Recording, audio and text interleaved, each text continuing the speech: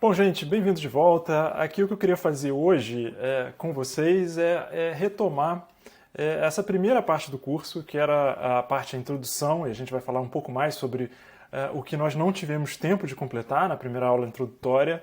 E com isso nós vamos estar numa posição bastante boa para seguir adiante e falar então do problema preditivo no vídeo que segue, né? Então, para retomar aqui um pouco o que a gente fez, nós começamos definindo o que é a econometria, para que serve a econometria, né? Quais são os 3 elementos que a gente vai se preocupar muito em torno desse curso, né? Sempre prestando atenção que a gente tenha uma base sólida em cima da econometria, da estatística, que a gente acople a isso o conhecimento empírico do contexto no qual a gente está operando. E em terceiro lugar, que a gente faça a implementação prática, pragmática também desse arcabouço teórico / empírico, para que a gente chegue, no final das contas, a um resultado prático, que a gente aprenda com esses dados e isso gere conhecimento acionável no dia a dia de vocês, né? Então, durante esse curso, como eu disse assim, antes, a gente vai sempre articular e mover entre esses três aspectos, né, esse tripé da implementação prática de modelos econométricos. Então nós começamos um pouco definindo alguns casos, na primeira aula introdutória, nós falamos de diferentes tipos de dados, inclusive os tipos de dados que a gente vai cobrir nesse curso. Introduzimos também uma notação básica, onde a gente diferencia entre cross-section, time series e dados em painel. Depois nós falamos um pouco sobre a ideia do mínimos quadrados ordinários, onde a gente vai encontrar a linha do melhor fit, minimizando os erros de projeção, os erros de modelagem, que são essas linhas verticais, onde a diferença entre o que foi projetado pelo nosso modelo e o que de fato ocorreu. E aí a gente cai num problema que é essencialmente um problema de otimização, né? Então a gente encontra as condições de primeira ordem para computar o que é o meu intercepto, o meu beta 0, e o que é o meu beta 1, que vai capturar a angulação dessa linha do best fit.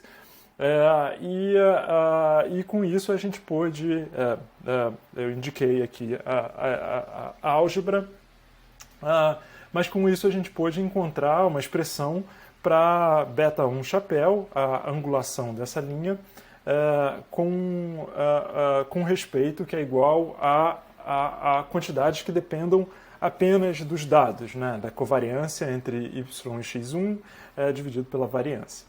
E a partir daí a gente carregou essa expressão em várias direções diferentes, né? Em primeiro lugar, eu mencionei que eu queria primeiro estabelecer o que é uma interpretação desse beta 1, né?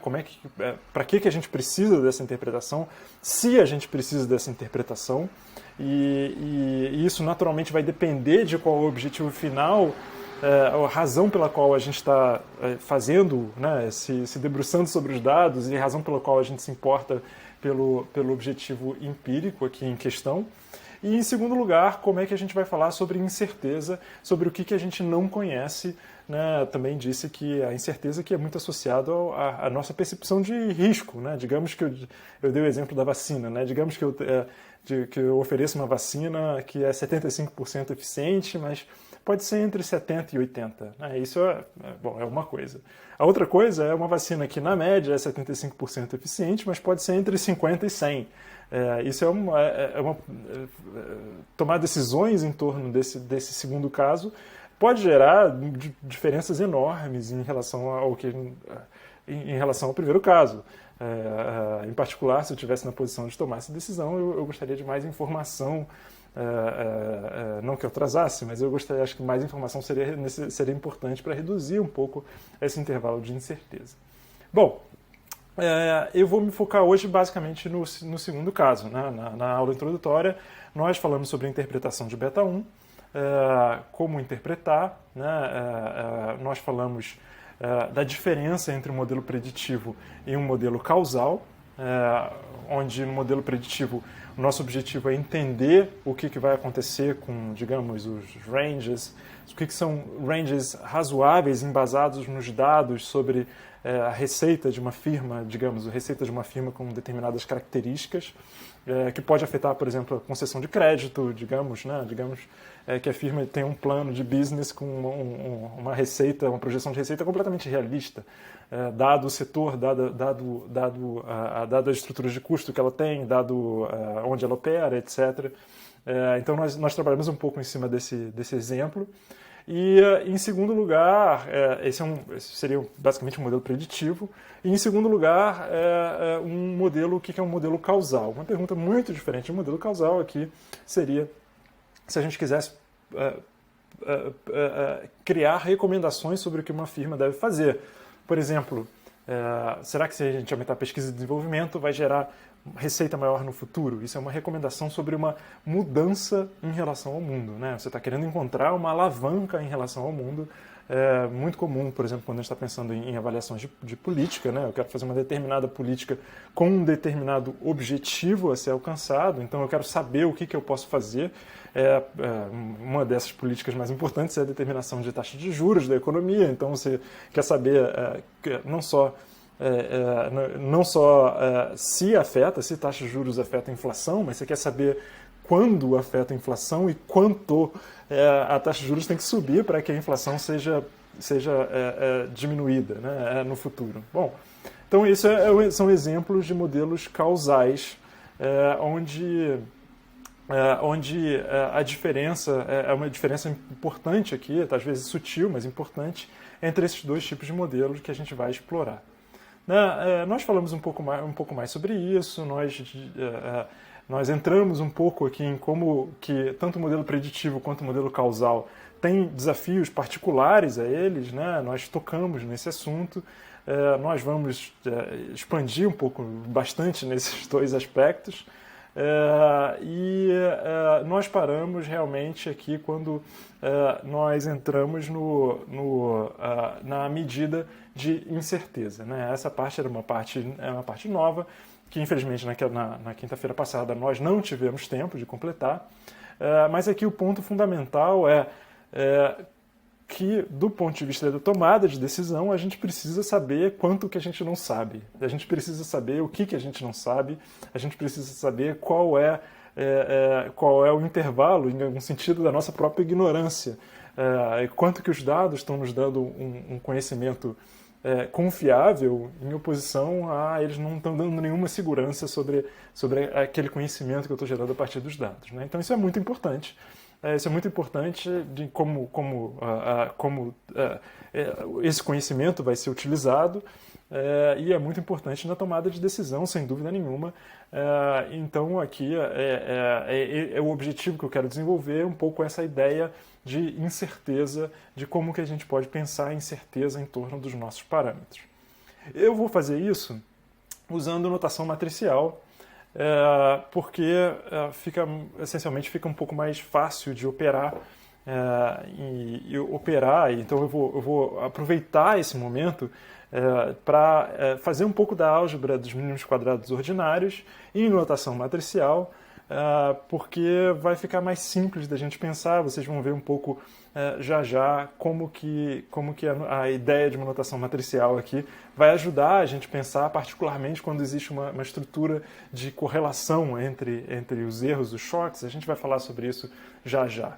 Bom, mas em notação matricial a gente precisa refazer um pouquinho da notação que a gente tinha antes, então eu vou dizer que o y agora é um vetor de tamanho n, com todos os y de todos os indivíduos, de y até yn.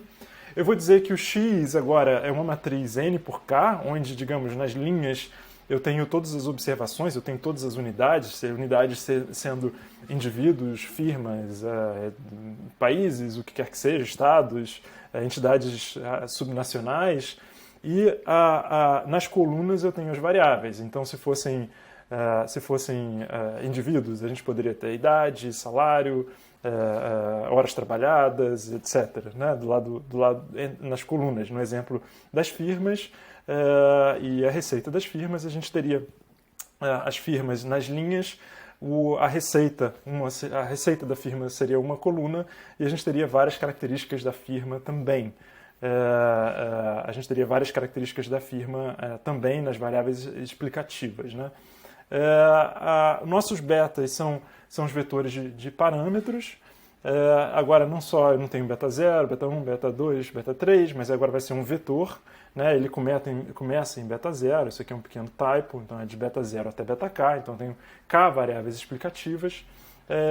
E eu tenho o meu vetor de distúrbios aleatórios, o epsilon, que também acompanha a mesma dimensão do y, né? Para cada indivíduo, para cada unidade, tem um distúrbio particular. Esse distúrbio é aleatório, nós vamos falar muito da aleatoriedade desse distúrbio e qual a característica a gente vai adicionar à aleatoriedade desse distúrbio, desse erro, que é essencialmente estocástico, né, do nosso ponto de vista. Ele para a gente, ele é tudo que não está modelado, é tudo que a gente não consegue explicar sobre o comportamento da firma, sobre o comportamento dos indivíduos, dos domicílios. Parte dele a gente vai poder explicar, parte dele a gente não vai poder explicar. E esse epsilon é tudo que a gente não explica, tudo que não está modelado. Bom, então deixa eu me mover um pouco para cá, para a gente poder ver a notação inteira. Então a gente vai descrever esse modelo multivariado como que, no caso anterior, na notação anterior, sem utilizar a notação matricial, ele seria beta 0, mais beta 1, x1, mais beta 2, x2, mais beta k, xk. Agora a gente vai descrever ele compactamente por o y, x vezes beta mais epsilon. Agora não mais tem o subscrito i, porque o subscrito i ele denotava uma particular unidade. Agora, o y ele é um vetor com todas as unidades, com todas as firmas, com todos os indivíduos.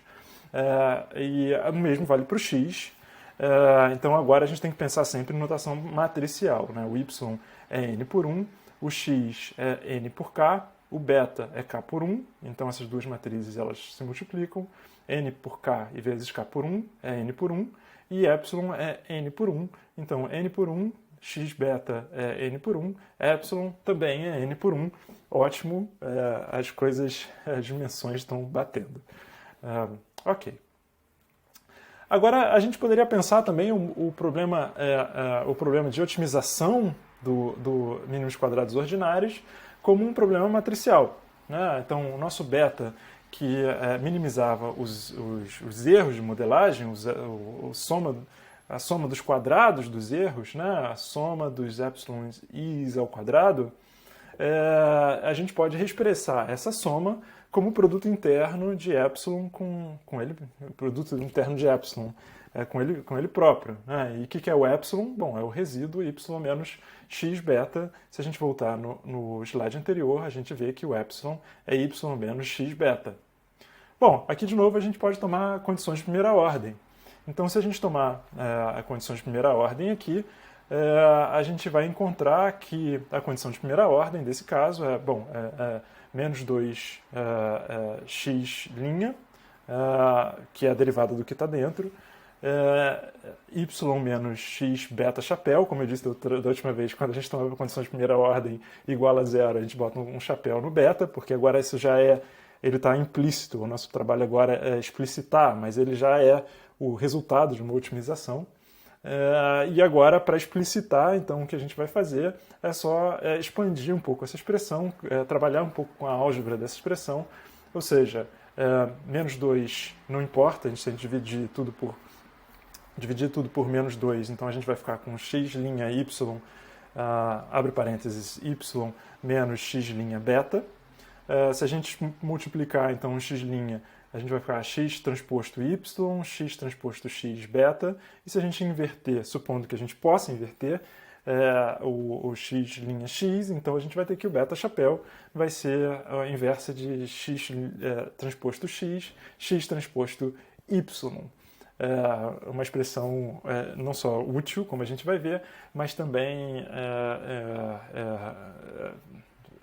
de alguma maneira usual, famosa em econometria, porque ela define de uma maneira concisa o estimador de mínimos quadrados ordinários.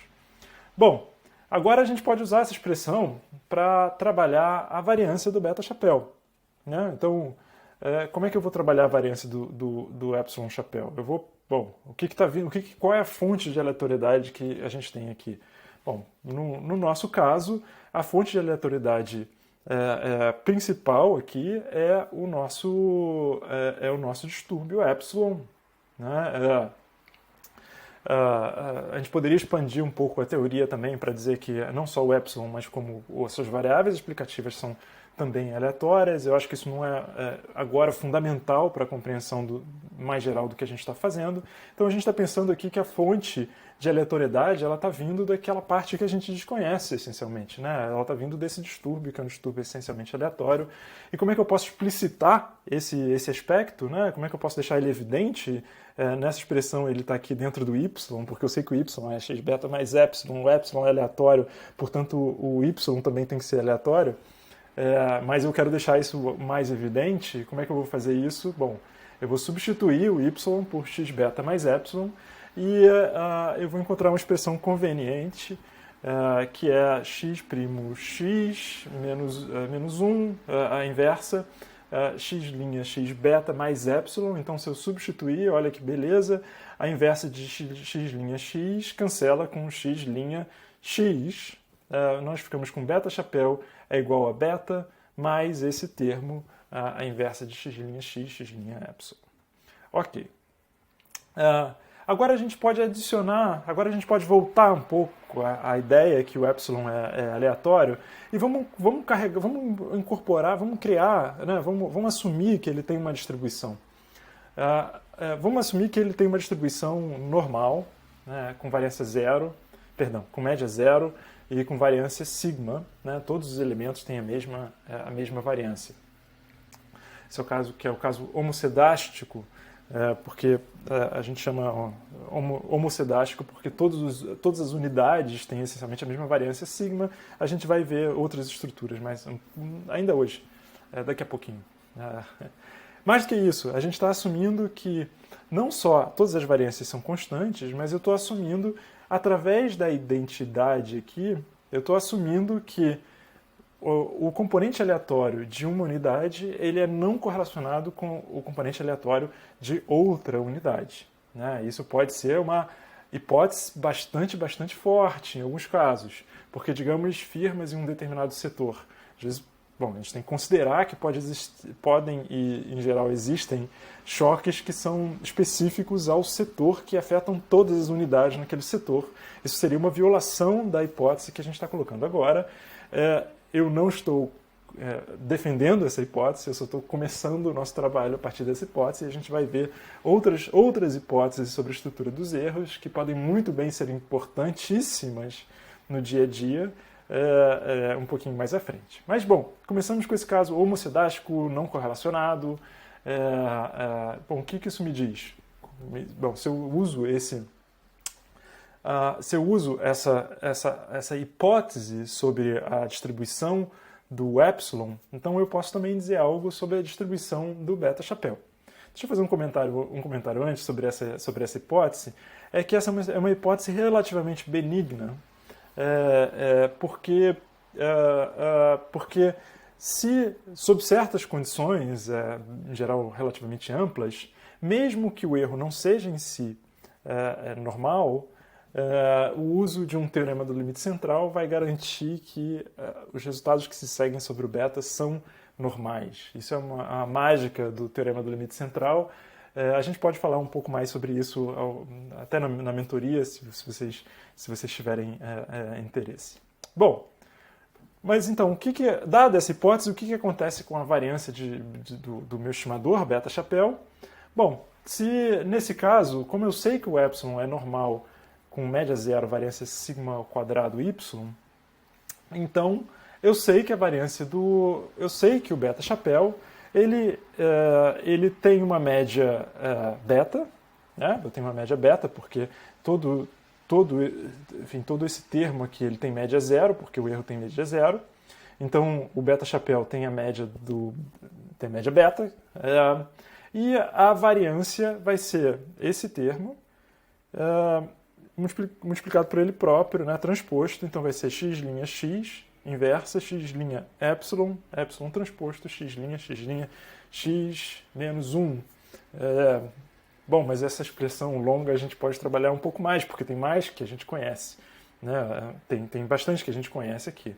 Em particular, a gente sabe que o epsilon, isso é a variância. Né? A variância a gente acabou de assumir que ela é sigma ao quadrado identidade, então eu substituo ela por um sigma ao quadrado e uma identidade que está aqui esquecida, mas ela está aqui, aqui no meio. Agora, olha que maravilha, as coisas se cancelam, né? X' x inversa cancela com x' x, então a gente fica com sigma ao quadrado inversa de x' x. E essa é uma expressão que a gente pode trabalhar um pouquinho, porque ela vai ser importante. Né? Então, o que a gente aprende? Bom, a gente aprende algumas coisas já imediatas. A gente aprende que o beta-chapéu, se o erro é normal, ele é normal também. Então, o fato que o meu erro aleatório ele tem uma distribuição, o beta-chapéu ele herda essa distribuição dessa maneira, dessa distribuição normal dos meus erros, dos meus distúrbios aleatórios. Que maravilha, porque agora não só agora eu estou fazendo isso é um aprendizado muito importante, porque agora eu estou colocando uma distribuição, né, eu estou encontrando uma distribuição sobre o meu parâmetro, que é o meu parâmetro fundamental que eu queria estimar. Então, mas eu posso dizer mais do que isso, né? A distribuição ela é normal e ela é centrada no parâmetro verdadeiro. Isso só acontece porque a gente assumiu a independência entre epsilon e x, como uma hipótese que a gente já colocou na aula passada.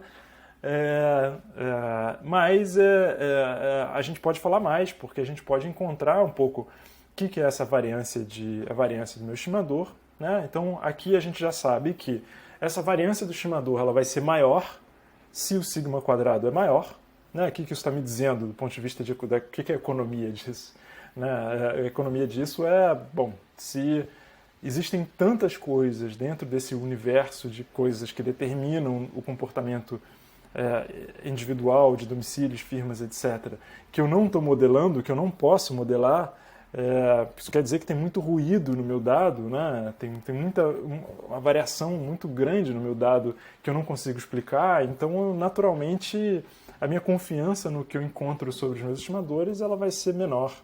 Ela vai ser menor, então é isso que isso está me dizendo, né? Se esse ruído é muito grande, então a variância do meu beta também é muito grande.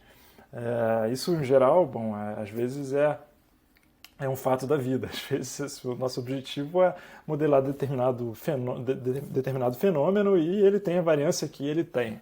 Né? Às vezes não tem muito que a gente possa fazer. A gente vai falar um pouco sobre isso no modelo preditivo, mas às vezes não tem muito que a gente possa fazer, porque, enfim, o dado chega do jeito que ele chega, né? Os fenômenos econômicos são do jeito que eles são. Mas é importante reconhecer o que pode estar acontecendo, né? Quando a gente roda uma regressão, quando a gente não encontra um parâmetro estimado com uma precisão muito grande, isso pode ser um motivo. Segundo lugar, a variância do beta vai ser menor se em algum sentido, por isso que tem aspas aqui, o x' x é maior, né? Porque x' x inversa vai ser menor. Né? Tem aspas aqui porque não é bem isso, porque isso é uma matriz. Né? Então não existe uma matriz ser maior, uma matriz ser menor, mas a gente pode trabalhar essa expressão para explicitar um pouco o que a gente está querendo dizer com maior ou com menor. Então é isso que a gente vai fazer. Para isso eu vou voltar no exemplo univariado, porque aqui a gente vai conseguir abrir as expressões de uma maneira mais imediata e a gente vai entender, enfim, a gente vai criar a intuição que vai ser exatamente a intuição relevante para o caso multivariado também. Então, digamos que a gente esteja nesse caso, né, y igual a beta 0 mais beta 1 x1. O que seria o x? Seria uma coluna de uns e seria só a observação para as n unidades, de 1 até n, da primeira variável. Então, se a gente tomar x', x transposto x, a gente vai encontrar essa expressão, né? A gente vai encontrar essa matriz, onde a multiplicação cruzada dessa coluna de 1 com ela própria vai ser n, né? Você somando n vezes 1, portanto n. A multiplicação cruzada entre a coluna de 1 e o x1 vai ser a soma dos x1s, e a coluna de x1 com ela própria vai ser a soma do quadrado. Vai ser a soma do quadrado de x1. Né? Então, se a gente escrever isso de uma forma um pouquinho diferente, a gente vai encontrar... bom, o que é isso? Isso aqui é a média, né? É n vezes a média. Se tivesse se essa soma dividido por n seria a média, portanto, só a soma é n vezes a média. E aqui a gente tem n vezes essa quantidade, que enfim, o segundo momento, né? A soma dos quadrados. Então, a gente vai chamar de n vezes mi2. Ou seja, essa matriz x' x vai ser n vezes 1, mi2, x1 barra. Aqui tem um pequeno typo aqui, esse quadrado não deveria existir. Só para deixar 100% claro, agora que eu reparo. Bom, ok. Agora a gente pode inverter essa matriz. Né? Por isso que o caso univariado ajuda, porque se a gente tivesse que inverter uma matriz muito grande na mão, seria um pouco mais complicado. Mas é sempre bom ancorar a nossa intuição num caso univariado, que é onde a gente pode trabalhar, e nesse caso a gente pode trabalhar, e depois, dado isso, a gente tem a intuição para o caso multivariado. Ok, agora eu posso tomar a inversa. Né? O que vai ser a inversa disso? Vai ser n-1, 1 sobre determinante, que vai ser mi2 menos x1 ao quadrado, né? A média ao quadrado, e essa matriz, basicamente, a gente troca na diagonal principal e fora fica com o menos. Então vamos olhar um pouco mais para essa expressão, né? Porque essa expressão, onde é que está a variância do meu beta 1, né? do meu slope, aqui, da minha inclinação? Ela vai ser esse elemento, o elemento 2, 2 dessa matriz, ou seja, vai ser n-1 essa expressão, vezes 1 sobre mi2 menos x1 ao quadrado. Bom, o que é essa expressão? Essa expressão, se a gente olha para a expressão da variância, né? Ela vai ser justamente a variância, porque ela é a soma, ela é a média do quadrado menos o quadrado da média, que é exatamente a variância de x1. Então, o que a gente encontrou aqui? A gente afinou a nossa intuição dizendo, bom, os fatores importantes que fazem a estimação ficar menos certa são, primeiro, o maior ruído, que é um sigma ao quadrado maior. Agora apareceu esse n-1 aqui, né? Quanto menor o tamanho da amostra, mais incerto são as minhas estimativas. Quanto maior a amostra, mais certo. Né? A gente sempre vai querer mais dado, porque com mais dado a gente pode dizer mais, com mais certeza sobre as coisas. Então, ela vai ser mais incerta quanto menor for a variação no x1. Né? Então, quanto mais diferença nos meus x1, quanto ela mais variar, isso mais vai ser possível traçar qual o efeito no meu y. Né? Imagina se a gente tem uma variação muito, muito pequenininha dentro do x1. A variação no y vai ficar mais difícil de traçar, é melhor algo que mexa muito, para a gente fazer com que os outcomes também mexam muito, e com isso a gente consiga, essencialmente o estimador consegue traçar o efeito de y em x de uma maneira mais precisa, e isso, assim, o que a gente encontra também é que a partir dessas expressões a gente pode computar a variância do beta, do meu estimador beta, e a partir daí isso a gente pode também computar intervalos de confiança. Né? Então o que a gente sabe? A gente sabe que o estimador está centrado corretamente em beta 1, sobre a hipótese que o x e o epsilon são não correlacionados.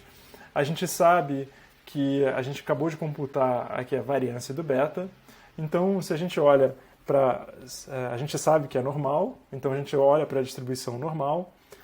Então, se a gente usa o intervalo de confiança 95%, a gente sabe que o beta 1 está entre beta 1 menos 1,96, que é o valor crítico da normal, 1,96 vezes o sigma ao quadrado beta, que é o erro padrão do beta, e beta 1 mais 1,96 sigma ao quadrado beta, ou seja, a gente sabe que o beta 1 está nesse intervalo.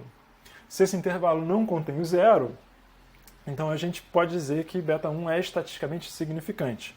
Se ele contém um zero, a gente não consegue diferenciar esse beta 1 estatisticamente de um zero, de dizer que não há efeito.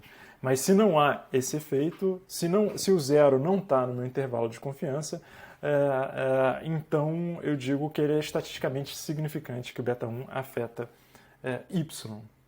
Ou alternativamente, a gente vai computar a estatística t, que é o beta 1 chapéu dividido pelo sigma ao quadrado beta, e a gente vai dizer que ele é significante se a estatística t é maior do que 1,96, é outra maneira de dizer a mesma coisa, 1,96 sobre a ideia que nós estamos trabalhando com intervalo de confiança 95%.